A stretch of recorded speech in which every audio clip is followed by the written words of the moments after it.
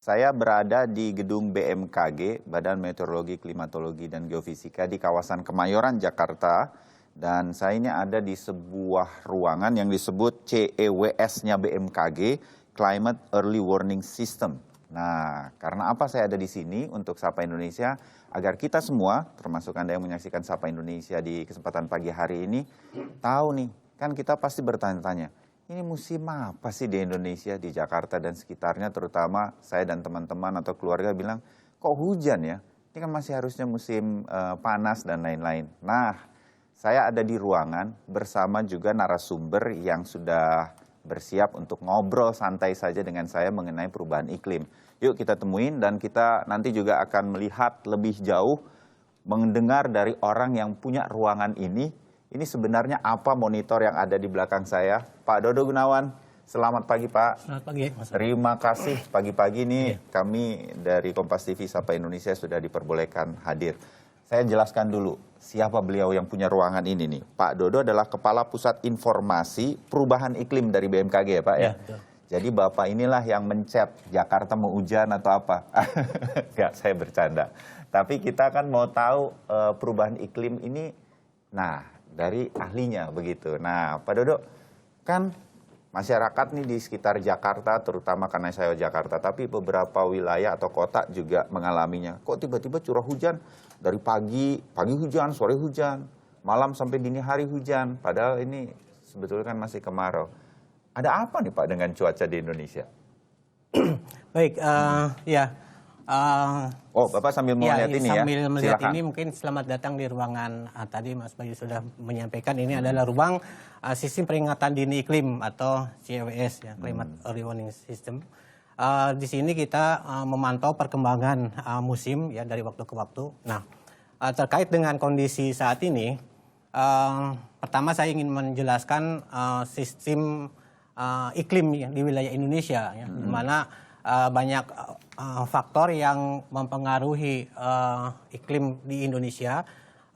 Secara umum kita mengenal monsun. Jadi wilayah Indonesia ini dikenal sebagai daerah monsun dengan karakter atau cirinya ada musim penghujan dan musim kemarau. Ini kita langsung lihat ya. Ini canggihnya ruangan ini. Teman-teman yang ada di ruangan ini bisa langsung menampilkan data untuk membantu Pak Dodo menjelaskan. Silakan Pak, Bapak di sebelah sini deh. Jadi kita mengenal monsun Australia dan Asia. Nah ini yang menyebabkan kita mengalami musim hujan dan musim kemarau itu secara umum. Tentu saja dari tempat ke tempat ini musim penghujan dan musim kemarau itu berbeda-beda permulaan ataupun berakhirnya. Kemudian di sekeliling kita ini kan ada samudra Hindia dan ada samudra Pasifik. Nah, ini turut mempengaruhi kondisi variasi musim itu.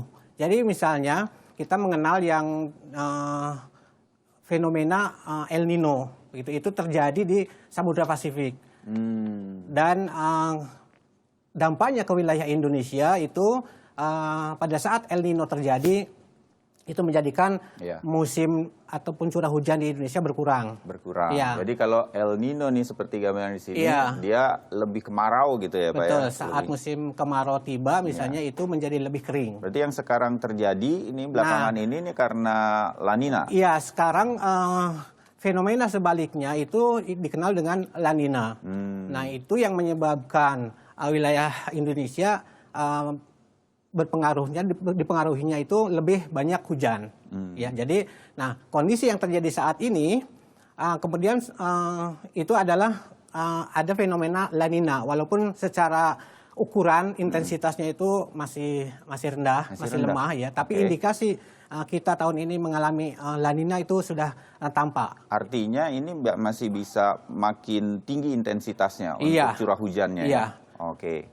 Nah, sambil jalan ya Pak, kita memang sambil mampir nih di tempatnya Bapak, saya mau lihat juga beberapa bagian dari CEWS ini di BMKG. Selamat pagi Bapak, Ibu sekalian. Aduh, terima kasih sudah boleh mampir juga. Pak Dodo, ini sambil kita di sini. Nah, ini sambil saya mau tanya nih Pak, ini dari peralatan yang ada di sini, ini sejauh mana BMKG gitu bisa memantau dan kemudian nanti menginformasikannya kepada masyarakat perubahan-perubahan iklim, terutama misalnya belakangan ini menuju ke La Nina yang intensitasnya makin terus tinggi. Nah, itu gimana kemudian ini bisa dilihat di sini nih, kalau Bapak boleh sedikit menggambarkan. Ya, jadi ini wilayah Indonesia. Gambar yang berwarna-warni ini adalah kondisi suhu permukaan laut di wilayah Indonesia. Jadi kita melihat misalnya di selatan Pulau Jawa ya, di laut sebelah selatan ini kondisinya menghangat. Lautnya permukaannya itu relatif lebih hangat. Oke, makanya di situ merah. Makanya ya, sehingga akibatnya kan laut jadi mudah menguap airnya dan menjadi awan dan hujan. Itu yang menyebabkan mengapa hingga saat ini bahkan dari Juli Agustus banyak hujan di wilayah Pulau Jawa. Jadi kalau seperti ini potensi daerah ujung Pulau Sumatera di bagian selatan dan Jawa ini nanti akan lebih hujan karena dia lebih panas lautnya begitu ya. Nah, itulah yang kemudian bisa dilakukan oleh tim BMKG yang ada di sini, dan ini semua kecanggihannya kalau dengar ceritanya Anda berada di sini, ini semua real time lewat pantauan citra satelit, ini langsung bisa dilihat begitu ya Pak Dodo ya. Iya, betul. Kemudian sebelah barat wilayah Indonesia yaitu Samudra Hindia itu pun turut mempengaruhi kondisi musim ini. Itu Pak, kita Pak Dodo, saya mau langsung sedikit ke, bisa nggak menuju ke La Nina begitu nih Pak, atau di situasi yang mendekati ke La Nina ini akan banyak curah hujan. Wilayah mana lagi di Indonesia yang potensi curah hujannya cukup tinggi itu kelihatan di sini? Oke, jadi kita memantau dan memprediksi hujan dari bulan ke bulan hingga dalam kurun musim. Ya, kita nanti di sini bisa melihat mulai dari bulan September bulan ini ya, kita sudah prediksi sebelumnya. Di situ ada sebaran di mana hujan-hujan yang tinggi. Dan itu terus sepanjang bulan dari sekarang September, Oktober. Nah ini, jadi kita bisa melihat ya. September, Oktober, November, terus Desember, bahkan sampai ke tahun depan Januari, Februari ini sudah bisa kita diprediksi pantauan dengan pergerakan iklim tuh kira-kira akan seperti ini. Betul, ya. Jadi nanti misalnya ini yang bulan sedang berjalan memang sudah kita prediksi sedang berjalan, kondisinya akan seperti ini, hujannya warna-warni ini menunjukkan tingkat banyaknya hujan. Ya, jadi kemudian nanti bulan Oktober akan seperti ini, gitu ya. Nah, jadi bulan-bulan September, Oktober dan seterusnya begitu, ini masih akan ada curah hujan yang terus naik ya Pak ya? Sebenarnya secara musim memang pada saat atau mulai Oktober dan seterusnya ini itu dimulainya musim penghujan. Dengan permulaan dimulainya itu tentu saja berbeda dari tempat ke tempat. Itu biasanya dari Oktober, November, Desember itu sudah memulai masuk musim penghujan. Pak Dodo, boleh kita ke sini ke tengah karena sebentar lagi kita commercial break. Nah, saya ingin Pak Dodo nih di CEWS ini memperkenalkan sedikit bagian-bagiannya, karena saya sebelum siaran juga udah melihat ini ada prediksi potensi banjir ya Pak, Pak ya, terus ada rainfall analysis and prediction. Nah, jadi ini semua sebetulnya sudah bisa dilihat oleh BMKG dan kemudian disampaikan kepada seluruh Indonesia masyarakat begitu. Betul. Jadi ruangan ini adalah tempat monitoring, analisis dan prediksi musim hujan ya. Jadi hujan dan kemarau itu kita prediksi di sini. Kita monitoring dari hari ke harinya hujan, kemudian kita membuat analisis dan membuat perakiraan.